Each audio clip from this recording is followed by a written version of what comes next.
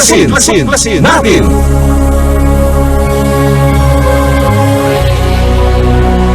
Ang palatuntunan sa radyo na tutuklas ng dapat malaman ng sambayanan. Maninindigan sa katotohanan. Tatalakayin at hihimayin ang mga kaalamang pangkalusugan, siyensya at teknolohiya, agrikultura, ekonomiya, maging mga usaping legal at isyung panlipunang dapat ibahagi, magsisilbing tulay ng mga karaniwang tao upang maiparating sa pamahalaan ang mga mungkahi, hinaing at pulso ng bayan, ipaglalaban ang karapatan ng mamamayang Pilipino, babatikusin ang mga salot sa lipunan, pupurihin ang mga gumagawa ng kabutihan at naninindigan sa katotohanan. Tuklasin natin! Tuklasin natin! Ang tuklasin natin ay handog sa inyo ni Cathy Cruz.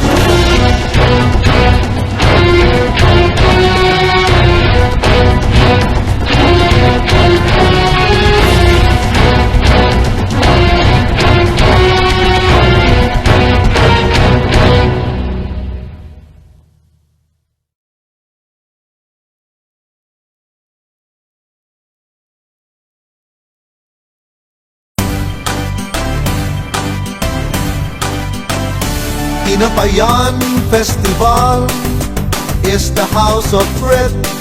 Tinapay ay anong sarap, for me it is the best. Lahat dito ng tinapay ay hahanaping tunay.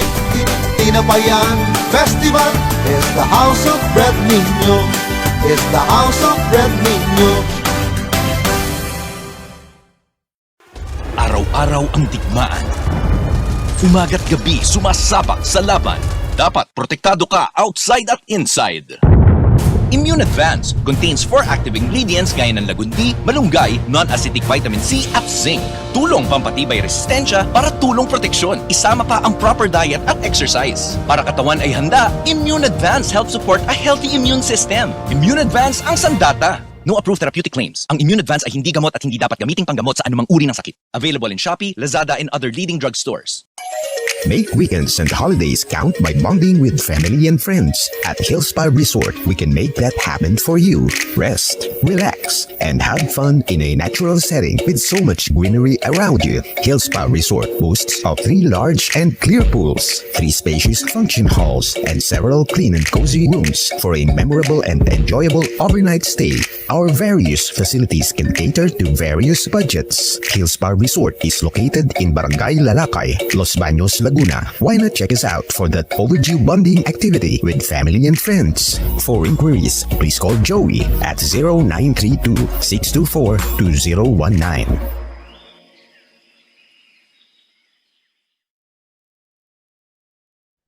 Diyos maray na aldaw sa indong gabos na makabanwa. Magandang araw Pilipinas, magandang araw Luzon, Visayas at Mindanao. At sa lahat po ng ating mga kababayan sa iba't ibang panig ng mundo. Welcome po sa ating palatuntunang Tuklasin Natin. Ito po ang inyong lingkod, Cathy Cruz, na inyo pong makakasama sa loob ng 1 oras. Sa lahat po ng ating mga masugid na taga-subaybay, maaari po kayo magpadala ng text sa 0915-258-4091 o mag-iwan po kayo ng komento sa ating mga social media pages, ang ating pong Katipunan Channel, FB page, YouTube, at syempre Rumble, gayon din ang X o Instagram. Syempre, bisitahin nyo rin po ang aking sariling bahay na BDT Radio Production. At ngayon, nako, 1 oras po tayong magtatalakayan at first time na makakadaupang palad natin ang atin pong mahusay na at magandang panauhin po natin ngayon hapong ito. Anyway, ngayon po ay makakasama po natin ang Director of Programs ng DKT Philippines Foundation. Of course, walang iba kundi si Binibining Loida Mendares. Magandang hapon po sa inyo, Ma'am Loida. Magandang hapon po, Ma'am Cathy, at salamat po sa imbitasyon na makadaupang palad namin kayo ngayon. Opo, isang karangalan po, Ma'am, na kayo po ay bahagi ngayon ng palatuntunang ito. Sa unang arangkada po natin, Ma'am Loida, magandang ipaalam natin sa ating mga kababayan kung ano ba itong DKT Foundation. Ma'am Lloyd? Yeah. Okay, ang DKT Foundation or DKT Philippines Foundation ay isa pong rehistradong non-government organization dito sa ating bansa na nagpapalaganap po ng programang family planning at HIV/AIDS prevention sa pamamagitan po ng tinatawag nating social marketing. Yan po. Kailan po ito na itatag, ma'am? Ang foundation po ay na-registered noong March 2021, pero ang DKT Philippines po under the social enterprise ay matagal na po, more than 30 years na sa Pilipinas. Naku, matagal na po pala. Pero saan po ang punong, ano po ang original na, ika nga natin ay organisasyon po nito? Talagang DKT na po? O nag-create lang po ng foundation dito? Yan. Ang DKT po ay anchored sa DKT International, no? Marami po ito, nasa all over the 90 countries po tayo, at isa po sa mga bansa ay ang Pilipinas.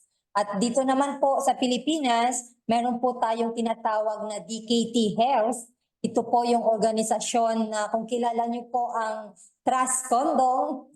Ayan, ang pills para sa mga kababaihan, ito po yung kilala at preferred, no, na tinatangkilik ng ating mga kababayan. At ang Trust Reproductive Health Choices po ang tumutulong sa foundation upang makapagbigay kami ng mga libreng serbisyo sa mga kababayan natin. Okay. Bakit po ito itinatag, ma'am? Ito pong DKT Foundation. Unang-una, ang DKT Foundation ay itinatag dahil ang vision po namin ay ang bawat bata na ipinanganak dito, pinapanganak sana dito sa mundo ay planado or wanted na tinatawag. Kaya naisipan po namin na family planning ang maging primary program na suportahan po foundation. Sino-sino po ba yung bumubuo ng DKT Foundation? Okay. Sa DKT Foundation, pinapangunahan po tayo ng ating chairwoman na si Ms. Denise Van Dyke. So, galing po siya sa Dutch. Ito. At sa program naman po, ako po bilang director ng programs po natin. At may mga kasama rin po tayong mga program managers at iba pa pong mga staff na nakikipagtulungan po sa pag-i-implement ng mga DKT Foundation programs. So, ano po ba ang mga programang ginagawa at mga nakahanay pa ng DKT Foundation? Yan. Unang-una po sa ating programa ay ang tinatawag po nating SODEX o kaya ay Service Outreach and Distribution Extension Program. Ang SODEX po, kami po ay nagkakandak ng mga outreach services. Pumupunta po yung team natin sa mga lugar na malalayo, sa mga lugar na hindi po kadalasang na pupuntahan o nabibigyan ng serbisyo ng family planning. At doon po sa mga lugar na to, through our SODEX program, nagbibigay po tayo ng iba't ibang klase o pamamaraan ng family planning. Kung ang pangangailangan po nila ay temporary method lang, nagbibigay po tayo ng libreng pills, condom, injectables, IUD. At kung ang kailangan naman po nila ay permanent na method dahil kontento na po sila sa bilang ng anak, meron po tayong libreng ligation or tali sa babae at libreng vasectomy naman po or tali sa lalaki. So yun yung unang programa po natin. Pangalawa po, tayo po ay tumutulong din palakasin ang ating pong mga healthcare providers, kagaya po ng mga doktor, midwife at community volunteers. So nagbibigay po kami ng libre din po na training o pagsasanay sa ating mga doktor, midwife at volunteers. And pangatlo, sabi po namin, kailangang pantay ang pagpaplano ng pamilya. Hindi lamang babae ang may responsibilidad dito. Kaya itinataguyod din po namin ang male involvement sa family planning sa pamamagitan po ng vasectomy program po natin. At sa vasectomy program na to, yung mga kalalakihan ang binibigyan po natin ng edukasyon at libreng serbisyo naman po. Ano po itong mobile, Sotex Mobile Clinic? Mukhang kakaiba po ito at first time na mismong ang inyong foundation ay itinatag po ito o ginawa po ninyo ito. Opo, ang mobile ambulatory clinic po ay kauna-unahan sa Pilipinas. Dito po, gumawa po kami o nag-set up kami ng isang bus. So yung bus po, ginawa po natin siyang parang hospital, no? Maliit na hospital or clinic kung saan maaari tayo makapagbigay ng iba't ibang serbisyo ng family planning, kahit na ligation or vasectomy man yan. Tapos ito po ay pupunta sa iba't ibang lugar sa Pilipinas upang makapagbigay po ng libreng serbisyo. Hanggang saan na po ang narating nitong mobile clinic po ninyo? Ang mobile clinic po natin ay ating pong in-launch o pinakilala sa publiko noong ito lang po last week sa may Binangonan, Rizal. Nung ano po. And then susunod po kami po ay pupunta sa area po ng Calabarzon dahil ito po ay isang region din na may mataas na pangangailangan sa serbisyo ng family planning. So lilipat po ang bus, mobile bus sa Laguna and then sa Cavite po. Ma'am, kayo po ba yung nag-a-identify nung mga areas na pupuntahan ng mobile clinic po ninyo? At papaano po ang ginagawa ninyong pakikipag-ugnayan? Meron po ba kayong mga tinatawag nating mga listahan ng mga sabihin na natin na populasyon na marami ang mga tawag dito, maraming buntis lagi, mga ganun po ba, ma'am? Opo. Unang-una, naging basihan po namin dito ang National Demographic and Health Survey po natin. Dito po sa pag-aaral na to na kalagay anong mga regions o anong mga lugar po yung may mataas na unmet need na tinatawag. Ito po yung mga may pangangailangan sa family planning, ngunit hindi po sila gumagamit. So kagaya nga po ng nabanggit ko kanina, sa Calabarzon area, sa Central Luzon, ganun po. So itong mga lugar na to, kami po ay nakipag-ugnayan sa pamahalaan lokal, sa mga municipal health officers po, provincial health officers, at pinag-usapan po natin ang partnership. So ang naging role po ng ating mga partner sa LGU is maglista ng mga kababayan po natin na nangangailangan po ng serbisyo. So, doon sa listahan, yun po yung nagiging basihan namin, ilan yung pwede namin mabigyan ng service pagdating po namin sa lugar na yon. Nako, malaki po palang bagay yung pakikipag-ugnayan nyo po talaga sa mga lokal na pamahalaan sa iba't ibang panig po ng ating bansa, no? Ang tanong ko na lang po rito, so kayo po yung nagsusupply din mismo nung mga nandoon sa mobile clinic po ninyo? Opo, lahat po ng pangangailangan sa mobile clinic ay galing po sa foundation. Dahil ang foundation po ay maituturing nating self-sustaining dahil ito po ay tinutulungan o sinusuportahan ng Trust Reproductive Health Choices. Okay. Yung pong pagpipili nyo po ba, kasi syempre minsan kahit nasa isang, let's say for example, nakapag-ugnayan po kayo sa, halimbawa diyan po sa Antipolo, no?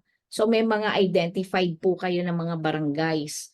Meron po ba kayong tinatawag na bilang nung mga na itong barangay na to hanggang dito lang? O open lang po talaga kayo, ma'am? Yan.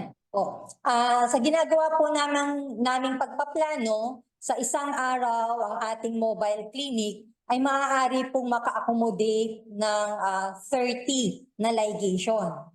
Pero doon naman po sa mga nangangailangan ng pills, condom, injectable, kung kahit ilan po sila na pumupunta doon, kahit 100 po yan, nakahanda naman po tayo na magbigay ng serbisyo. May limit lamang po doon sa mga permanent method dahil syempre yung doktor po natin ang nagagawa po sa isang araw na ligation ay 30 at sa vasectomy naman po ay 20 na kalalakihan. So may limitation pagdating sa ligation at saka vasectomy. So once na nandoon, ibawa, yung isang araw po na yung 30 ligation, correct me if I'm wrong, na pagkakaintindi, ma'am, ha? 30 ang ligation, 20 na katao, yung pwedeng o kayang ma-vasectomy.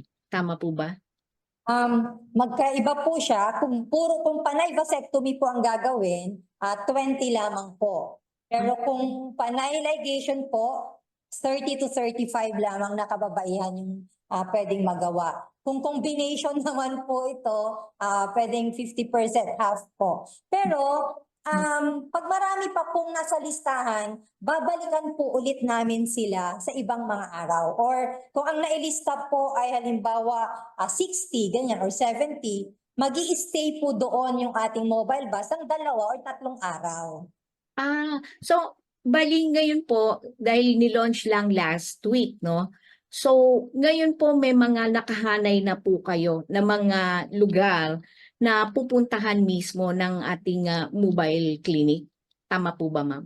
Yes, tama po. At meron na rin pong naka-ready na listahan ang atin pong mga partner na LGUs. Kaya alam na po namin kung ilang araw tayo nandoon sa area. Nung na-identify niyo po ba yung mga areas na kailangan niyo pong puntahan, ano po yung pinakamatagal na 3 days po? At ano po yung lalawigan o munisipyo pong yun? Before po, nung wala pa yung mobile clinic, tumatagal po kami sa isang probinsya ng 3 o 4 na araw. So sa iba't ibang lugar po yon. So ganun din po dito sa mobile clinic po natin. Pag nasa isang probinsya po tayo, halimbawa po ay Nueva Ecija, for example, pwede po tayong tumagal doon ng 3 o 4 na araw, depende po sa bilang ng nagpalista. Curious lang ako, Ma'am Lloyda, no? Ang tanong ko dito, kasi parang ang gobyerno po kasi natin meron ng proyektong ganyan, 'di ba? But somehow, kayo po sa DKT, ano po ang nakita ng foundation kung bakit kinailangan nyo pang gawin to na pwede namang ibang uri yung programa o proyekto na gawin ninyo na ginagawa naman na ito ng gobyerno natin, and particularly yung mga barangay nutrition scholars natin o mga health workers natin sa barangay ay kasulukuyan namang kasama na ito sa programang ipinapatupad sa mga barangay. Ma'am Lloyda. Yes, opo. Tama po yan. Ang DKT Foundation po, ang layunin po natin ay makipagtulungan sa ating mga existing po na programa. Kagaya po nung nabanggit ko kanina na libreng ligation po or vasectomy, marami po sa ating mga hospital sa ngayon, ang available na serbisyo po nila ay yung tinatawag nating pagtatali after manganak or postpartum. So, dun sa mga nanay na nais po magpatali na hindi naman sila nanganak, wala pong readily available na serbisyo para sa kanila. O kaya kung meron man po, kinakailangan na mag-stay po sila sa hospital, no? Bago yung operasyon at pagkatapos ng operasyon. Dahil ang meron pong procedure ngayon sa ating mga hospitals ay yung through the use of spinal anesthesia po. Yan. So medyo matagal po na ang nanay ay mag-stay sa hospital at ito po yung mga request sa amin ng mga nanay, no, kung bakit hindi sila nakakapunta dahil wala pong maiiwanan sa bahay, kailangan nilang lumiban sa trabaho. So dito po sa binibigay nating serbisyo through the SODEX Mobile Clinic, ilang oras lamang po na pahinga, maaari nang umuwi yung nanay agad-agad. So kumbaga, mas madali, mas sabihin na nating mas madali para sa ating mga mga makikinabang, yung mga nanay at tatay natin, no, dahil sa ginagawa ninyo. And obviously, dahil nga kayo na mismo parang mini hospital yun na pwede mong dalhin kung saan no?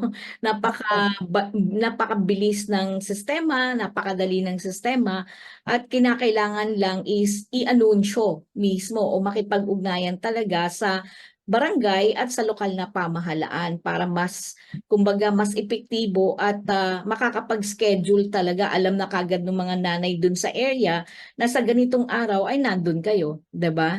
So, Tama po. Oo. Nilalapit po natin yung serbisyo sa ating mga kababayan at saka bago po yung procedure mismo, yung araw ng kanilang operasyon, meron po tayong tinatawag na pre-screening, no, or pre-service day. So, syempre po, hindi po lahat ay basta-basta lang natin na bibigyan ng o tataliin, no, lalaki man or babae.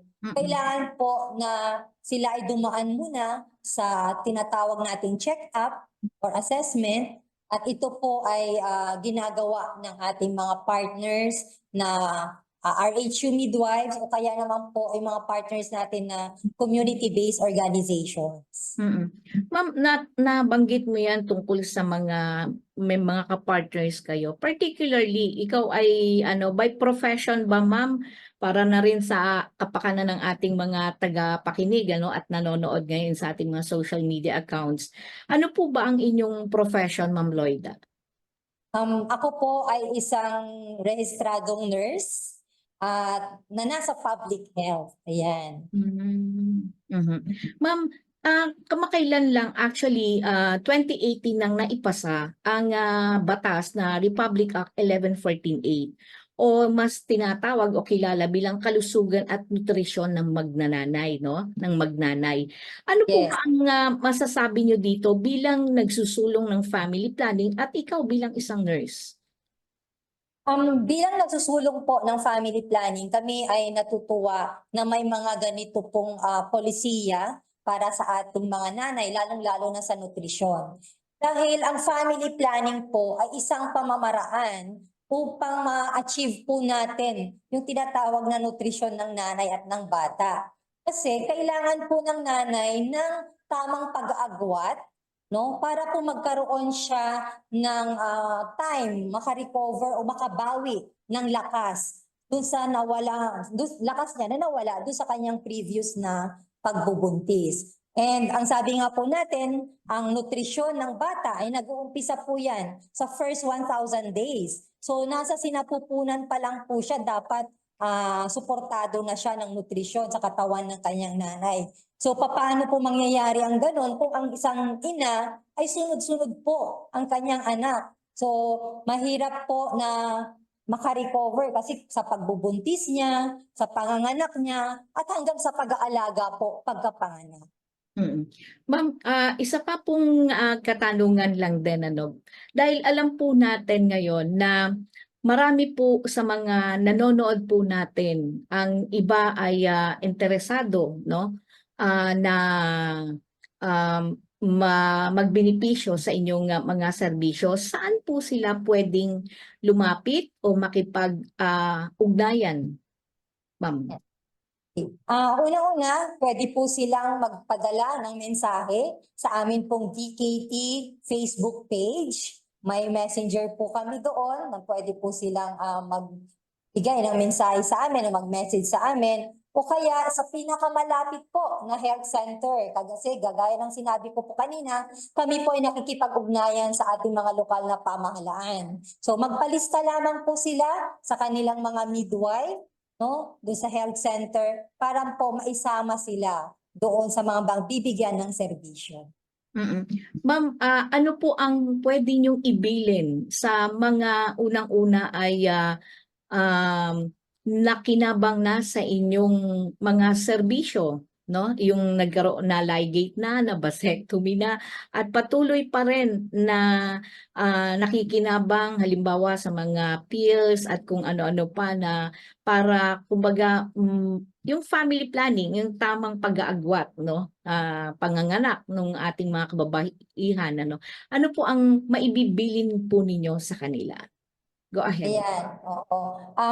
Unang-una kami po ay natutuwa, Ma'am Cathy, no? Kasi yung mga unang nabigyan na natin ng serbisyo, nagpapadala po sila ng kanilang mga mensahe at sila ay natutuwa sa serbisyong kanilang natanggap. At ito po ay kanilang sinasabi din sa kanilang mga kapamilya, kaibigan. So sila mismo yung nag-i-encourage sa kanilang mga kakilala na magplano din ng pamilya. At i-access yung mga ganitong pagkakataon po na may mga libreng serbisyo. At sana patuloy nga po na ganun para dumami pa ang ma-educate po, mabigyan ng kaalaman tungkol sa pagpaplano ng pamilya. At kami naman po ay handang tumulong hanggat sa makakaya po namin.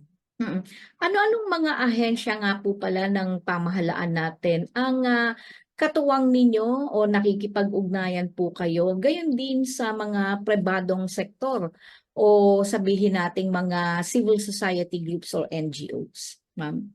Okay. Sa national level po, tayo po ay nakikipag-ugnayan sa Department of Health. So bago po natin inilunsad ang ating mobile clinic, kami po ay nakipanayam sa ating butihing secretary, Ted Herbosa. At during the launch po mismo, nandun din po ang suporta ng DOH sa atin sa pamamagitan po ni USEC Dr. Glenn Matthew Bagaw.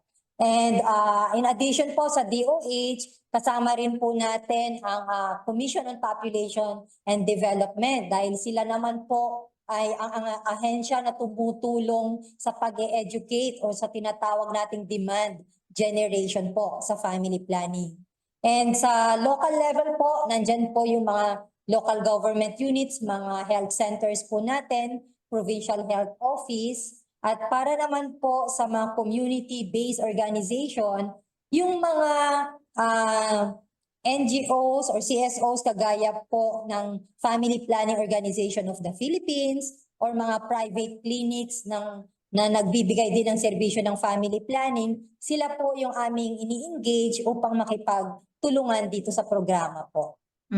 Mensahe nyo naman po sa mga katuwang po ninyo sa programang ito. Ayan, para po sa aming mga partners at katuwang sa programang ito, nais po namin ibigay ang aming commitment sa DKT Philippines Foundation para po sa tinatawag natin na sama-sama, no? Sama-sama para sa bawat Pilipino, para sa kalusugan ng bawat Pilipino. Asahan po ninyo na kami po ay nandito at committed na makipagtulungan. At sana po patuloy yung ating magiging samahan at mapalakas pa po natin sa mga susunod pang mga taon. Ma'am Loida, curious lang po ako kung may nararanasan po kayong mga challenges, no, o mga balakid para maipagpatuloy po ninyo ang inyong serbisyo. Go ahead, ma'am. Sa mga challenges po, mga nakikita lang po namin, una, yung siyempre yung pagbabiyahe ng malayo, pero nakaplano naman po yan. Meron po tayong day before na tinatawag. At yung resources, no, na gagamitin po para masuportahan lahat ng serbisyo na binibigay natin. Kaya kami po nananawagan din sa ating mga kababayan na gumagamit din po ng ating family planning methods na kanila din pong itaguyod, no, yung Trust Reproductive Health Choices, dahil kung ano po yung kinikita ng Trust Reproductive Health Choices ay amin pong ibinabalik sa sambayan ng Pilipino.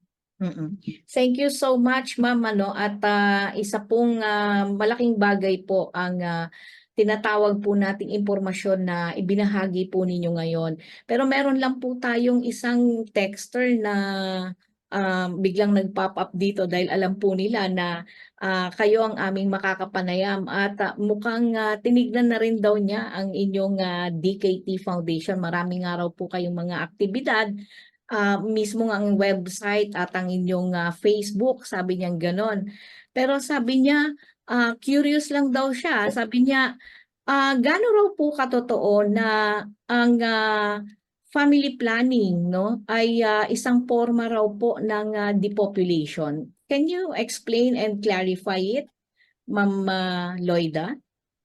Ma'am Pwede po pakiulit lang ulit yung question? Ang Opo. family Ah, planning ay ang pagkakaintindi ko po dito sa kanyang text ay sabi niyang ganon, mukhang ito yung konteksto niya.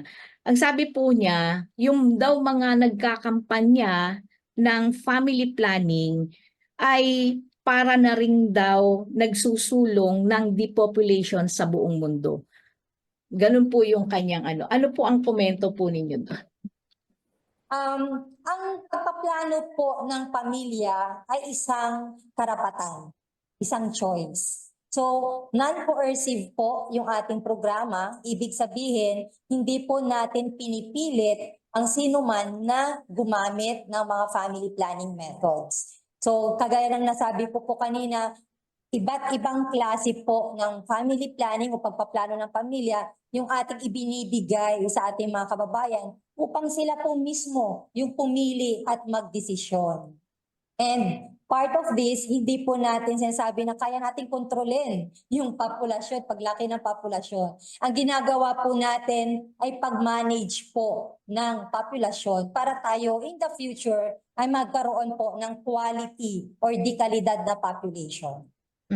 Tama po kasi actually po no, naalala ko nga po kahapon, sinabi ni dating senador no, Joey Lina na ang mga Pilipino kaya po naisulong niya yung Republic Act 1114-8 ay dahil ang mga Pilipino daw po ay maraming mga maliliit o ano 'di ba? O pandak. Pasensya na. Gaya ko. Parehas po tayo. Pero bale maganda naman po tayo. Hindi, pero no kidding aside, pero yun nga po yung isa sa problema na sinasabi po ni Senator Joey Lina kahapon dahil makikita nga raw po sa mga datos na talagang naaapektuhan din daw dahil sa kakulangan ng nutrisyon, kakulangan ng tamang kalusugan na pagbibigay ng mga magulang, yung kakayahan ay nasisira nga raw po yung tinatawag nating tamang paglaki, mahusay na paglaki ng ating mga kabataan. Kaya nga may tinawag siyang BST hindi na raw BFF kasi ayaw na raw niya yung before before 5 Ganun yung kanya BFF. Dapat daw ngayon taller, brighter, smarter. Yun ganun kaya tinawag niyang BST. But anyway, Ma'am Lloyda batid ko na ang layunin naman talaga ay para sa pagpapabuti ng kalusugan lalo na ang mga nurse na katulad mo, tulad ng mga doktor ay naglalayon na mapahusay, mapabuti ang kalusugan ng sambayanang Pilipino, hindi po ba? At mensahe mo siguro sa ating mga kababayan na nanonood po ngayon na kung papaano nila pananatilihin ang mabuting kalusugan lalo na sa mga ina o lactating mothers po natin ngayon. Go ahead, ma'am. Para sa ating pong mga nanay, no, kami po ay nananawagan sa inyo na pag-isipan po nating mabuti ang pagpaplano ng pamilya. Ang atin naman pong layunin o ang ating pong gobyerno ay hindi nagsasabi na 2 o 3 lang ang anak mo. Ang sinasabi po natin dito ay magplano ng pamilya kung ilan po yung kaya nating mabigyan ng dikalidad na buhay. At marami naman po tayong mga pamamaraan na pwede pong gamitin kung nais po ninyong mag-agwat ng bilang mag-agwat ng pagbubuntis o kung nais din naman po ninyo ng permanenteng method dahil kontento na po kayo sa bilang ng anak, ay meron din pong mga serbisyong inilalapit sa inyo. So, yun po. Thank you so much, ma'am. Nag-iisa lang po ba ang mobile clinic ng DKT ngayon, yung SODEX? Sa ngayon po, ang mobile clinic ay iisa pa lang, pero meron pa rin po tayong outreach programs sa iba't ibang lugar. Ang tawag naman namin po ay facility-based. Dahil sa mga lugar na to, may mga doktor o hospital na po tayo na partner at regular po silang nagbibigay ng serbisyo. So dagdag po yung ating mobile clinic. dito sa mga hospital na meron na po tayong partnership. Naku, talagang napakasipag po pala ng DKT, no? Talagang seryoso sa inyong pagbibigay ng serbisyo. Anyway, with that, maraming salamat po, Ma'am Loida. At sana hindi po ito ang una at huli na makakapanayam kita. Kung meron po kayong mga update pa at mga nais nyong ibahagi na impormasyon, mga schedule po ng inyong mga serbisyo, no, sa ating mga iba't ibang lugar sa ating bansa, ay bukas po ang palatuntunang ito para i-anunsyo po at magkaroon din po kayo muli ng pagkakataon na makapanayam ko. Maraming salamat po, Ma'am Cathy, dahil patuloy pong dumadami din ang ating mga co-advocates na tinatawag sa media. At asahan po ninyo na kami po ay makikipag-ugnayan din po sa inyong opisina. Thank you so much, ma'am. With that, Maraming salamat po. thank you so much. Inyo pong napanood ang ating pong nakapanayam po ngayon, ang mismo pong DKT Foundation, no, na kung saan ay napakaraming mga serbisyo po ang kanilang ginagawa, pero ang pinakahuli po etong kanilang SODEX Mobile Ambulatory Clinic. Nako, talaga namang isang malaking bagay po ang serbisyo po na ipinagkakaloob na ito ng DKT. At ang ating pong, syempre nakapanayam ang Director of Programs ng DKT Philippines Foundation na walang iba kundi si Ma'am Loida Almendares. With that, maraming salamat at napakabilis po ng oras at isang oras na naman po ang nakalipas. Katulad po ng layunin ng palatuntunan ito, patuloy naming tutuklasin ang dapat malaman ng sambayanan. Tandaan po natin, batay sa Saligang Batas ng Pilipinas ng 1987, Article 2, Section 9, na dapat itaguyod ng Estado ang makatwiran at dinamikong kaayusang panlipunan na titiyak sa kasaganaan at kasarinlan ng bansa at magpapalaya sa sambayanan laban sa kahirapan sa pamamagitan ng mga patakarang nagtatakda ng sapat na mga lingkurang panlipunan, nagtataguyod ng pagkakataon na makapaghanap buhay ang lahat, umaangat na standard ng pamumuhay at ng lalong mainam na uri ng buhay para sa lahat. Muli na naman pong magpipinit ang aming palatuntunang tuklasin natin, naway magsilbing gabay at tulong ang mga kaalamang inyong narinig at nag-iwan sa inyo ng pangmatagalang kakintalan. Sama-sama po tayong manindigan sa katotohanan nang hindi tuluyang mawasak ang ating lipunan. Cathy Cruz po ang inyong nakasama sa nakalipas na isang oras. Sa ngalan po ng Katipunan Channel na at sa ating nakaagapay ni Silver Archivido, kami po ay nagpapasalamat ngayong hapon at muli kami po ay muling magbabalik sa susunod pong mga pagtatanghal. Magandang hapon po sa inyong lahat.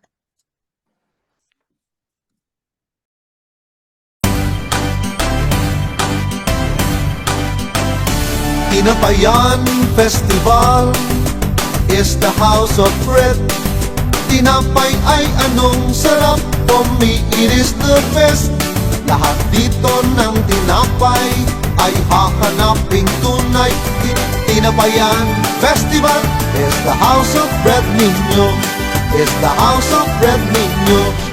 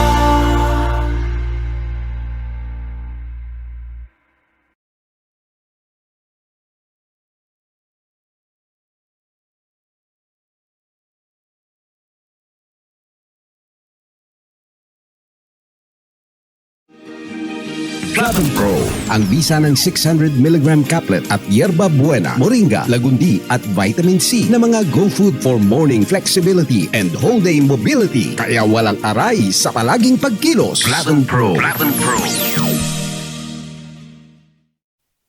Alam mo ba na ang flavonoids ay mabisang sangkap ng mga green leafy vegetables at kasama sa mga medicinal plants? Ito ay naglalaman ng mga benepisyo na tumutulong alagaan ang ating atay, puso at isip at nakatutulong din sa pagbawas sa mga pananakit ng katawan. Pinag-aralan ng maraming universidad at mga siyentipiko. Kaya narito ang Flavon Pro.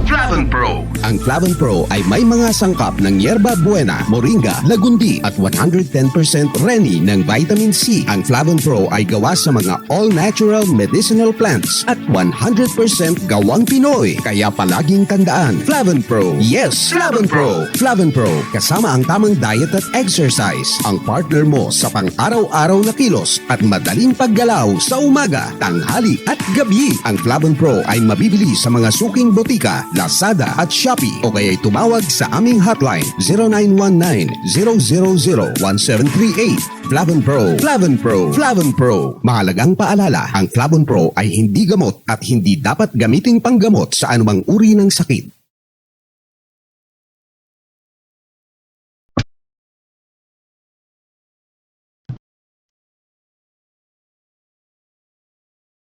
Inyong napakinggan ang palatuntunang Tuklasin natin hanggang sa muli.